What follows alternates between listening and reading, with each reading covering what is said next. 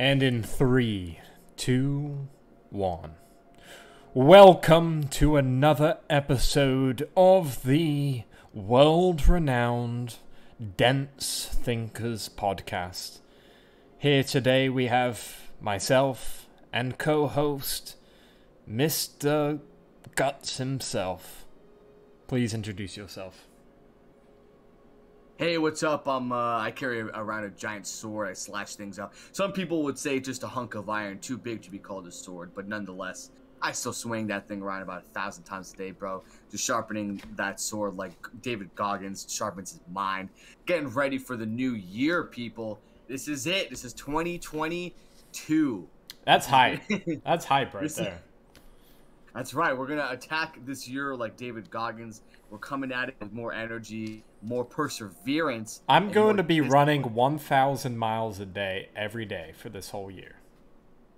With your arms and feet tied together. I don't want any interference in my runs. I'm just going to jog and I'm going to jog until I see many suns go down and many suns rise. And then I'll know. I think I finished my daily run. And listen, we've been training for that, people. No one understands how much me and you have been running lately. Running away from our problems. Ha! Got him! Wow, bringing it in. Now, if you're still here, there's a topic we're going to discuss today. We're going to be discussing regret and holding on to the past. Now, Is this a good thing? Is this a bad thing? Is it something you should face or stow away? Should you accept your fate and move forward, or should you dwell on the past in order to learn from it? We'll explore that.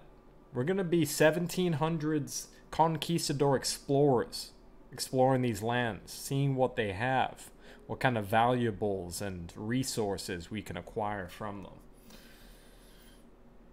So, the first question we have to ask ourselves is, what is regret? For me, personally, what regret means to me is that it is the desire to undo an event in one's past. It is kind of looking back and wishing a different outcome or a different situation that would have occurred in your past. Now, I think this is it's a big hindrance on your personal development. I think it's a wrong turn, if you will, in terms of a choice in morality. I think each experience is crucial in one's development and sense of self. We must use each and every opportunity as a gift and a lesson to be had. Whether it's positive or negative, whether it's dark or light, whether it's love or hate, all things are tied together like the yin and the yang, and you need those negative experiences just as much as you need the positive, for that's what gives each other's meaning, and that's what gives life a lot of meaning.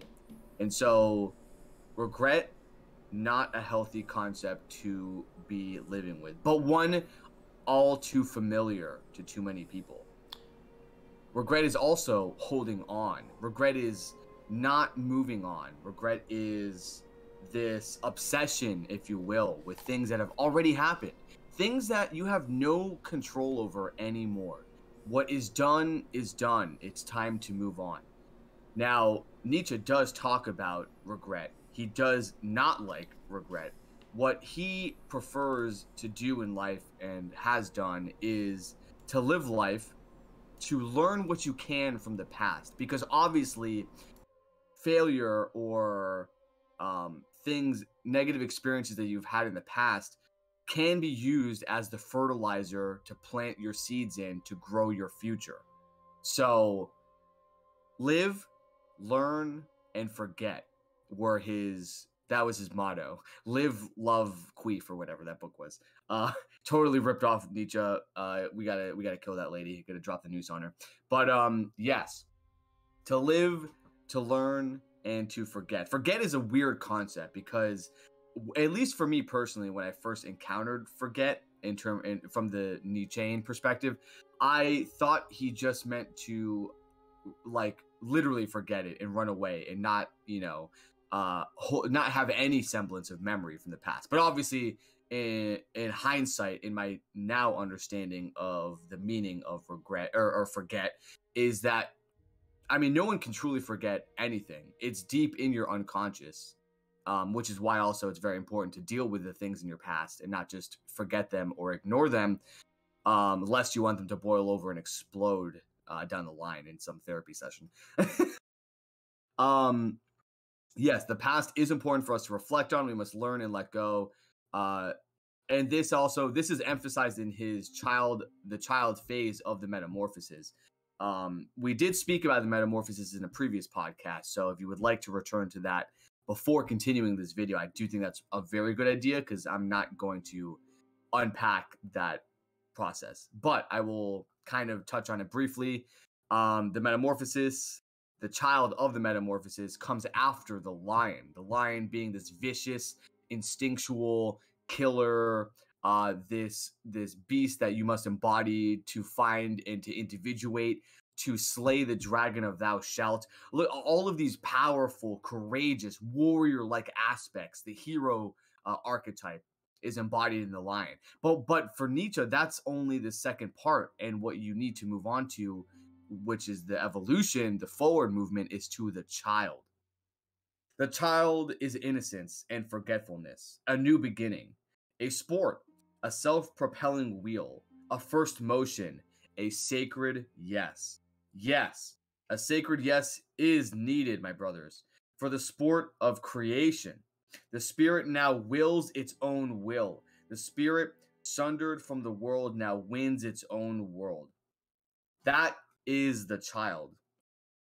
What breeds creation is to live in the present, not be tethered down by the chains of regret, by the chains of the past that want nothing more than to keep you there, to prevent you from growing and becoming who you are, and to propel forward into the world and create art, create anything.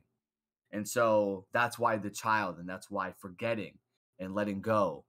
Once, of course, you've learned what you want to learn, it's always good to reflect, whether it's be in solitude or where have you, on the past, so that you can learn as much as you can learn, like a sponge absorbs as much as it can absorb, and then you move on with new experience, new profound understanding of life, better equipped to handle it as it moves forward. The learning to break the chains of regret. So depression, as we know, is living in the past, and anxiety is worrying about the future. And all of this is happening in the present moment that is being squandered. That's what depression is in the present, and same thing with anxiety. In the now, you are worrying or you are fearing the past and the future. Both ideas are related. Obviously, everything is related in some way or another, including the concept of time. Time spent in the past in a negative, maybe even a positive way, brings back the ghosts of feelings of a time past, of the previous experiences of life, grab you and trying to drown you in the melancholy of the past, of these moments that you may be thinking, holy shit, I was cringe. I can't believe I said that. I can't believe I did that. How could I have been friends with this person? Oh my God, this loved one that I had died. All of these things, this ghost is holding on to you and submerging you in these feelings. But by dealing with the past, by looking back and looking at the chains that hold you back, you are and reflecting on these events and facing them, really, to face the unconscious, the memories in the unconscious and all that, you are able to break the chains and free yourselves. Now, obviously, we've all had experiences where we're having a lovely day, and out of nowhere, a feeling or a memory leaves a kind of bad taste in your mouth comes back to mind. And this happens to everybody. But the important thing is that, and maybe it's a sign from your unconscious that you're not fully done with learning and growing from that situation or past experience. But when it does come back, if you've properly reflected a good amount on it previously, then it comes back and it's not as strong. It's not as chaotic. It's not as it doesn't have as much energy, and it doesn't affect you the same way it affected you before you thought about it. It's like a wound that heals over time. Like, yeah, it might still hurt years down the line, but because you dealt with it properly, it doesn't hurt as much as when it just happened and the gashing wound is bleeding. We do have the tools necessary to work past anything. We must be honest with ourselves. Trust your instincts, the unconscious, and ask yourself, this is something that I find very useful. Ask yourself, does this serve me? If the answer is yes, then how does it serve you? And learn and grow. If no, then let go. It's as simple as that. We talked about the metamorphosis, the divine child, and yes, of course. Returning finally for my final point, back to the metamorphosis, to go through the journey of the burden-bearing camel, the defiant and courageous lion, and finally the divine child, living in the purest sense.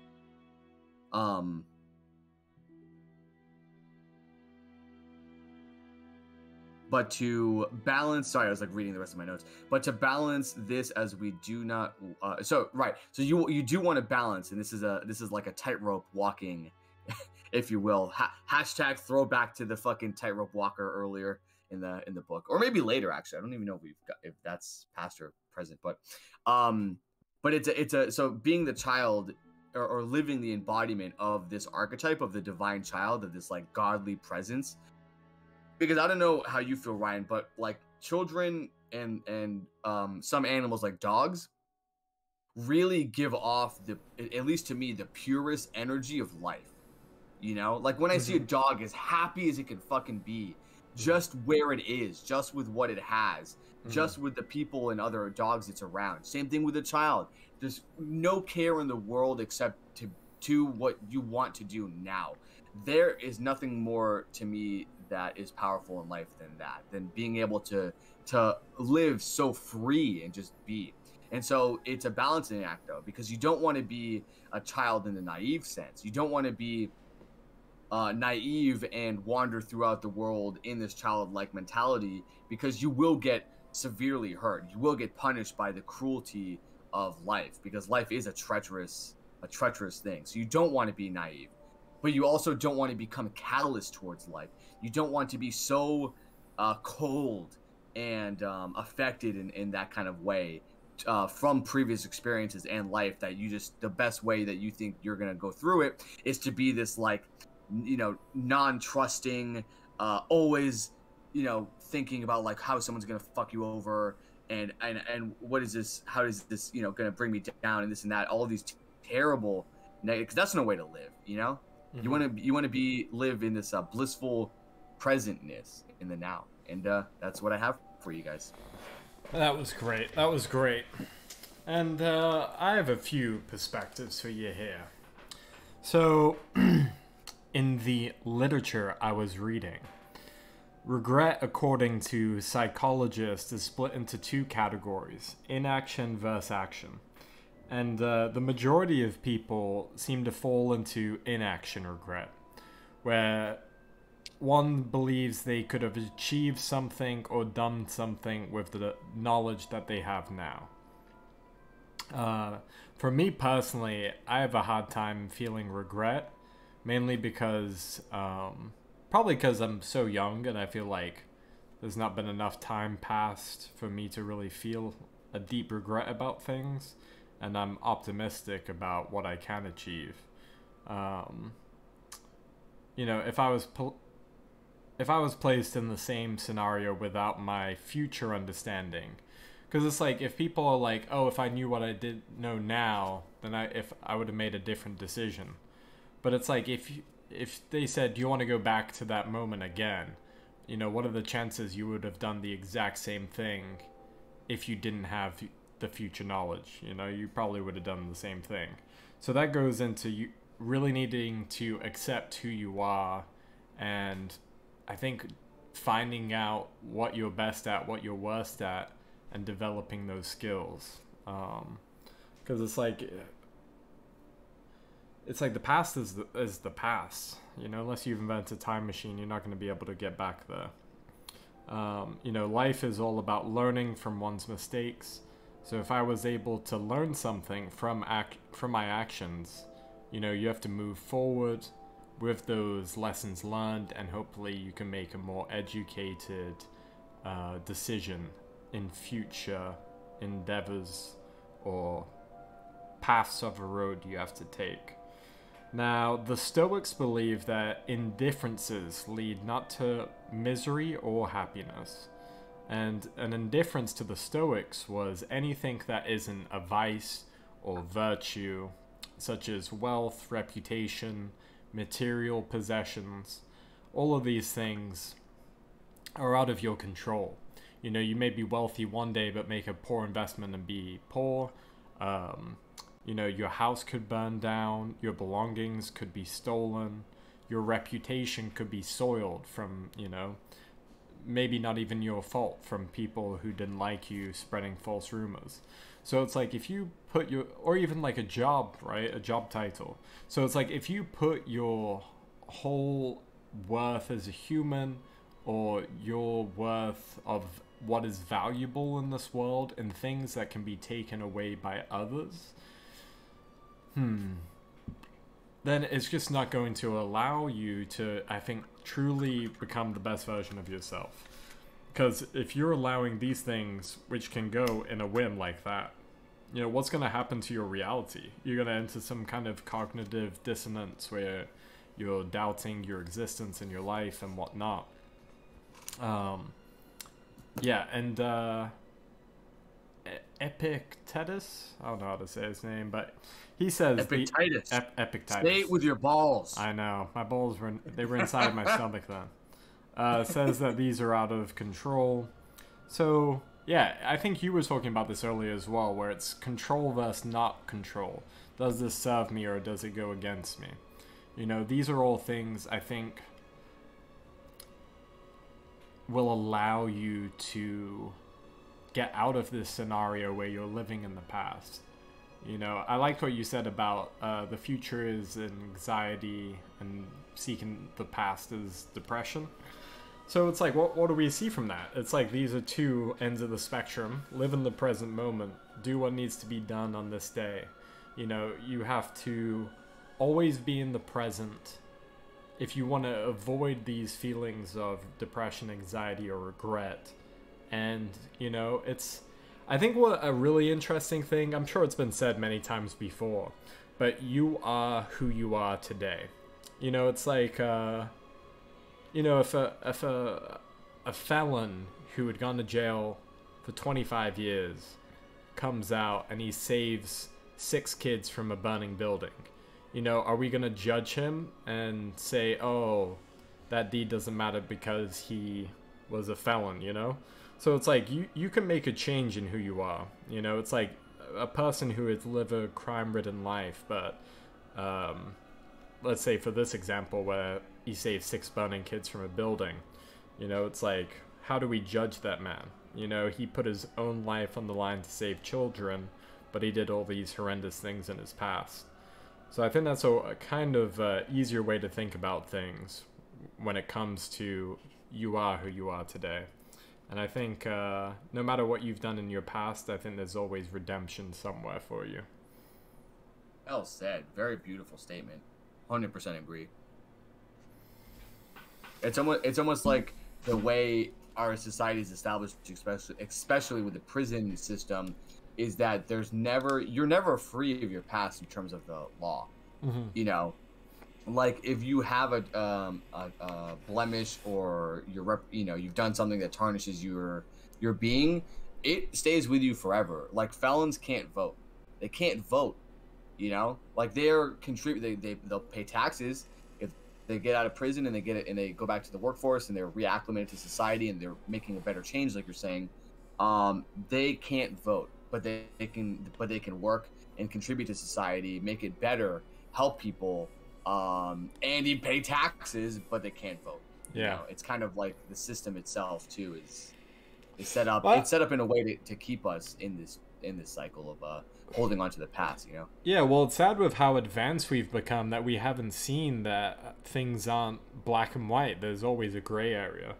You know, I've had like the privilege of being able to hang out with people from like all walks of life, from like very wealthy people to criminals, and it's like there's good and bad people in all these societies, which is why, or like whatever societal structures or group hierarchies, it just depends. Like there's really shitty people who have a lot of money, really shitty people who don't have a lot of money.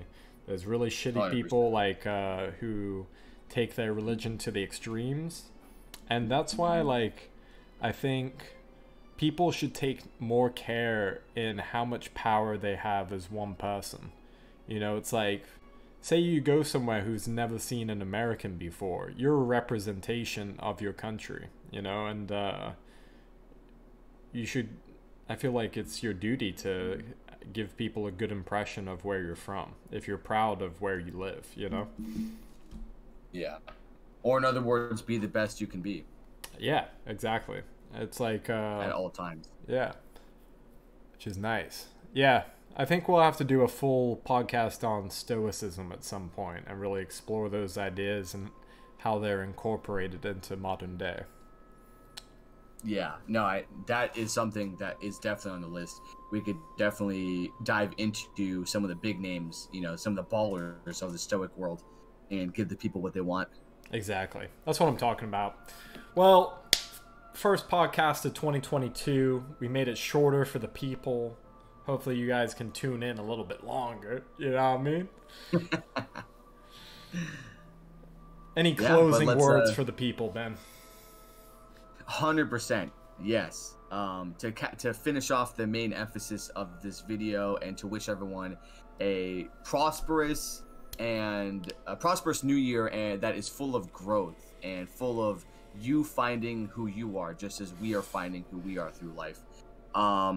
To work on whatever you think you need to work on, to not hold on to the past. The last year is over. It's done. Learn what you can, reflect, do what you will, and let's look forward. Let's look forward to the sunshine. We have to have optimism about the future, or else the future is doomed. And that's my Happy New Year to everybody. You are who you are today. Dense Thinkers out.